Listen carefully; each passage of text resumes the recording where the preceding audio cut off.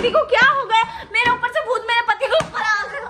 कितना देर से तुम हमको मार रहे? तो हे गाइस, मेरा नाम है शुभम और आज के वीडियो में हम बात करने वाले हैं राजा ब्लॉग और उनकी पत्नी के बारे में। बात कुछ ऐसी है कि राजा की पत्नी ने उन पे आरोप लगाए हैं गाड़ी के, पैसे के और दहेज के। तो इस वीडियो में लास्ट तक के बने रहिए। पहले ये वीडियो दो कि ये मैटर पूरा सॉल्व हो जाएगा। बड़ा सवाल है जो हमसे बार बार पूछे जाते हैं। जब से हम दोनों पति पत्नी में प्रॉब्लम हुआ है तो काफी लोग फायदा उठा लिए।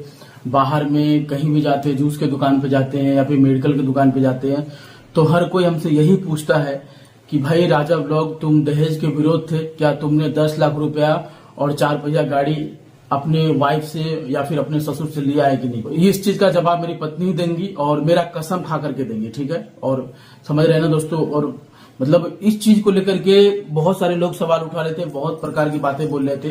तो मैंने सोचा कि जब सारा मामला शांत हो जाएगा, सब सही हो जाएगा, तब आप लोगों से अच्छे से बात करवाएंगे कि इसका क्या सच है। अब मेरी बीवी ही जवाब देंगी, वो भी मेरे सिर पे हाथ रख के कसम खा के, क्योंकि अगर मुझसे ये प्यार करती है तो मेरे से बड़ा इनकी जिंदगी में कोई नहीं होगा। मुझे पता है मुझसे प्यार करती है, मुझे बहुत चाहती है, ठीक है? तो यही चीजें यही जवाब देंगे। बताइए क्या है सच्चाई? नहीं, ऐसा कुछ नहीं है। जोर से बोलिए।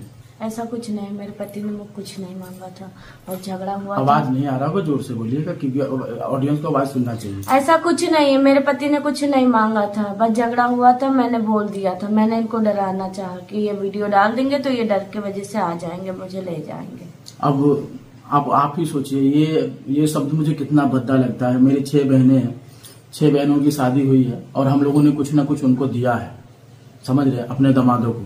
और देते वक्त मेरा दिल इतना ज्यादा रोता था कि यार ऐसा क्या नियम है कि बेटियों को विदा करो और साथ में पैसे भी भेजो। एक तो पूरी जिंदगी की संपत्ति दे दो। संपत्ति कहने का मतलब है कि इतनी प्यारी सी बेटियां दो, ऊपर से दामाद को पैसे दो, गाड़ी दो, क्या क्या क्या मैं बोलूं, गहने दो, सोने का चैन दो। तो जिसकी वजह से मैं शुरू से ही विरोध में था। लेकिन जब मेरे ऊपर ये आरोप लगा तो मैं तिलमिला सा गया। लेकिन पता नहीं हमने कोई गलत कर्म किए होंगे जिसकी सजा मुझे भगवान अभी दे रहे हैं, ठीक है? और मेरी वाइफ मेरी आखिरी उम्मीद थी, तो इन्होंने वीडियो डाला लेकिन मैंने अपनी वीडियो में माफी दे दी। हमने खुद अपनी गलती को एक्सेप्ट किया, क्योंकि इंसान को मेंटली टॉर्चर किया जाता है, उसके पैसों को लेकर फायदा उठाया जाता है या उसके नाम को लेकर के बहुत सारे फायदे उठाते हैं। और दूसरे लोग उठाते हैं तो कोई फर्क नहीं पड़ता है, जो अपने परिवार के नहीं होते। जो अपने परिवार के होते हैं, जैसे मेरी वाइफ हो गई, मम्मी हो गए, पापा हो गए, हमारी बहन हो गए, दामाद हो गए, और भी सब लोग हो गए, दोस्त हो गए, जो जिगरी दोस्त थे, तो वो सब लोग फायदा उठाते हैं यूट्यूब पे हर चीज पे। तो कहीं ना कहीं दिल दुखता था, तो जिसकी वजह से मैं आक्रोश में था। मैं बहुत मुश्किलों के दौर से गुजरा हूँ दोस्तों, ठीक है? और पहले कसम खाओ मेरा तुम, ठीक है? मेरे सिर पे हाथ रख के कसम खाओ कि हमने लिया है कि नहीं। आपकी कसम, आपने ऐसा कुछ नहीं मांगा था। तो ये सोचो, क्योंकि दोस्तों मैं हर चीज सह लूंगा, ठीक है? मैं हर चीज सह लूंगा, पर ये आरोप कतई नहीं सहूंगा दोस्तों। और मैं आज में खुलासा कर रहा हूं, मैं सच बता रहा हूं, मैं सच खुलासा कर रहा हूं कि जब मेरी शादी हुई थी, ना तो इनके पापा ने, ना मेरे पापा ने, ना मेरी मम्मी ने, भगवान की कसम, ठीक है? आजकल मैं ज्यादा भगवान पे बिलीव करता हूं। अगर मैं ऐसा झूठ बोलूं तो मेरा चैनल ना रहे।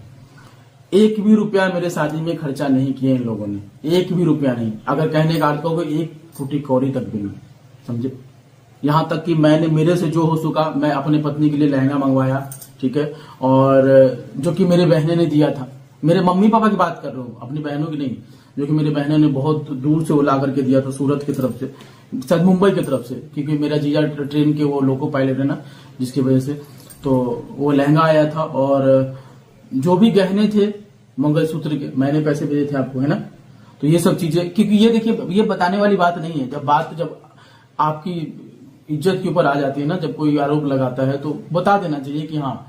तो मुझे सिर्फ मेरी बहनों ने एक लहंगा दिया था, बाकी किसी ने भी 1 रुपया का मदद नहीं किया। जो भी लाखों रुपए खर्च हुए थे, फ्लाइट से जाना आना, वो कैसे कैसे मैंने मैनेज किया था, वो किस तरीके से मैंने सिर्फ अपनी पत्नी के लिए किया था कि मैं इन्हें रानी बना करके ले जाऊंगा, मैं इनको जो हो कॉल आ रहा था दोस्तों कि रानी की तरह रखूंगा। लेकिन मेरे पत्नी का भी जो है ना, मेरे साथ में बेइज्जती करने का प्रयास किया गया हमारे घर पे। तो प्रयास क्या हुआ, तो जिसकी वजह से मैं काफी ज्यादा आक्रोश में था। मैं सोचता था यार कि क्या नंबर बदल के फोन आ रहा है, तो इसी वजह से मैं काफी ज्यादा गुस्से में रहता था कि यार बताओ, नई नई शादी करी है, ऐसा ऐसा हो गया। और इतने सारे चीजें हमने किए हैं। आपको पता है एक लड़का अकेले शादी क्या करोगे, मंदिर में जाओगे, मंदिर में शादी करने का मतलब नहीं होता है दोस्तों।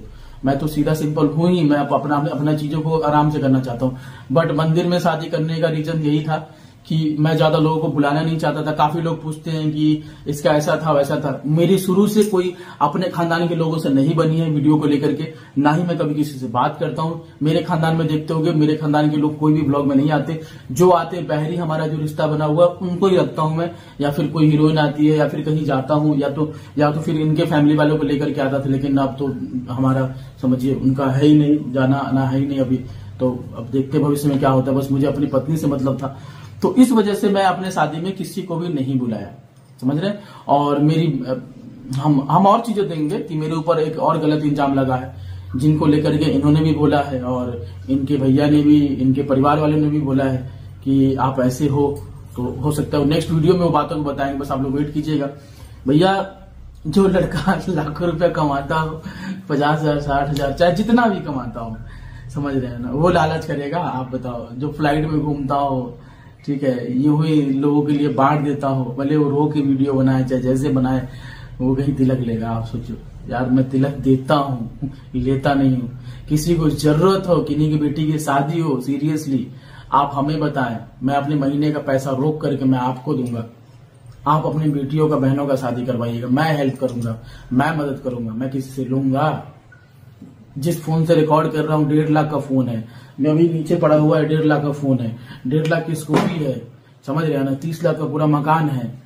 इसमें जितना हमने खर्चा लगाया, सब कुछ लगाया, समझ रहे हैं यार। वो लालच करेगा जो अपने पत्नी के लिए खड़े करे स्कूटी खरीद देता हो, घर खरीद के दे देता हो, समझ रहे हो, गहने बनवा के दे देता हो, वो लड़का लालची होगा? ये बताओ।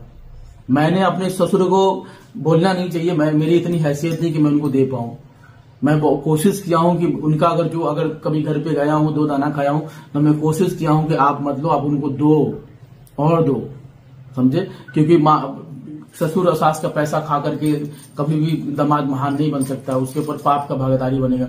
खुद मेहनत करना चाहिए। हम खुद अपनी वीडियो में मेहनत करते हैं, खुद को रुलाते हैं, खुद परेशान रहते हैं, उससे जो रेवेन्यू आता है उसी से मैं सब कुछ करता हूँ, समझ रहे। कल को मेरा बच्चा होगा, कल वो ये जो गलत वीडियो डाली गई थी, बहुत सारी चीजें जिसको मैंने हटवाया, वो बड़ा होकर देखता क्या सोचता। अगर मैं तिलक लेता, उसका प्रमाण अगर ये लोग देते, तो वो मेरा बच्चा देखता तो क्या कहता कि मेरे पापा तिलक लेते हैं। उसके भी मन में भावना होता कि चलो किसी की बेटी को फांस लेंगे, तिलक ले लेंगे, आराम से अपनी जिंदगी बिताएंगे मस्त उसी से। नहीं, ये गलत है।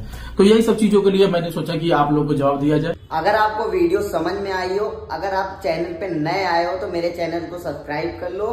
गाइस एक प्यारा सा कमेंट कर दो, जिससे मैं आपको नया अपडेट देता रहूं।